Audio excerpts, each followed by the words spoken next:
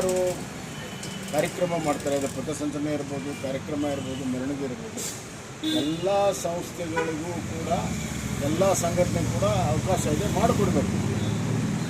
ನಾವು ಸರ್ಕಾರಕ್ಕೆ ಹೇಳೋದು, ಇದು ಭಾಳ ದೊಡ್ಡ ಸಮಾಜ, ಜನಸಂಖ್ಯೆ ಭಾಳ ದೊಡ್ಡ ಪ್ರಮಾಣದಲ್ಲಿರುವಂಥ ಒಂದು ದೇಶ, ರಾಜ್ಯ.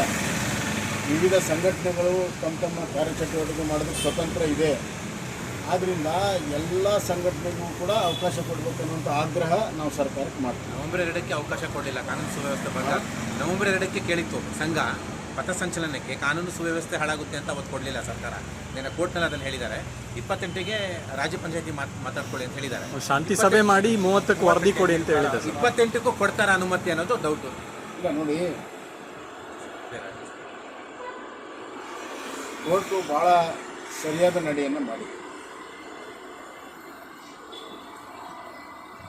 ನವೆಂಬರ್ 2ಕ್ಕೆ ಪಥಸಂಚಲನ ಮಾಡಬೇಕಾದ್ರೆ ಏನೆಲ್ಲ ಮುಂಜಾಗ್ರತೆ ಕ್ರಮ ತೆಗೆದುಕೋಬೇಕು, ಆ ಕ್ರಮಗಳ ಬಗ್ಗೆ ಕೋರ್ಟು ಸರ್ಕಾರಕ್ಕೆ ಎಚ್ಚರಿಸಿದೆ.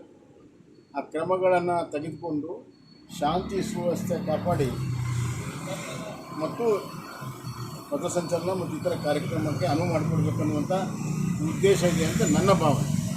ಎಲ್ಲರ ಕಡೆ ಸರ್ ಜಟಾಪಟಿ ಸಂಘರ್ಷ ಚಿತ್ತಾಪುರದಲ್ಲಿ ಮಾತ್ರ, ಅದು ಕಲಬುರಗಿಲಿ ಮಾತ್ರ ಇದೆಯಾ ಅಂತ ಪಥಸಂಚಲನ ಯಾದಗಿರಿಯಲ್ಲೂ ಕೂಡ ಇವತ್ತು ಅವಕಾಶ ನಿರಾಕರಿಸಿದೆ. ಅಲ್ಲ, ಯಾಕಂದರೆ ಪಥಸಂಚಲನ ಎಲ್ಲ ಕಡೆ ನಡೀತಾ ಇದೆ. ಹುಬ್ಬಳ್ಳಿಯಲ್ಲಿ ನಡೆದಿದೆ, ಬೆಳಗಾಂನಲ್ಲಿ ನಡೆದಿದೆ, ಬಾಗಲಕೋಟೆಯಲ್ಲಿ ನಡೆದಿದೆ, ಎಲ್ಲ ಮಂಡ್ಯದಲ್ಲಿ ನಡೆದಿದೆ, ಎಲ್ಲ ಕಡೆ ನಡೆದಿದೆ. ಎಲ್ಲಿ ಅಬ್ಜೆಕ್ಷನ್ಸ್ ಇದೆ ಅಲ್ಲಿ ಇದು ಪ್ರಾರಂಭ ಆಗಿದ್ದು ಸರ್ಕಾರ ಆದೇಶದಿಂದ. ಈ ಆದೇಶ ಇಲ್ಲದಿದ್ದರೆ ಅಲ್ಲಿನೂ ಕೂಡ ನಡೀತಾ ಇತ್ತು. ಸರ್ಕಾರ ಅನ್ನೆಸೆಸರ್ಲಿ ಸಮಾಜದಲ್ಲಿ ಕ್ಷೋಭೆ ಉಂಟು ಮಾಡುವಂಥ ಒಂದು ಆದೇಶಗಳನ್ನು ಮಾಡಿದಾಗ ಈ ಥರ ರಿಯಾಕ್ಷನ್ಗಳು ಬರ್ತವೆ.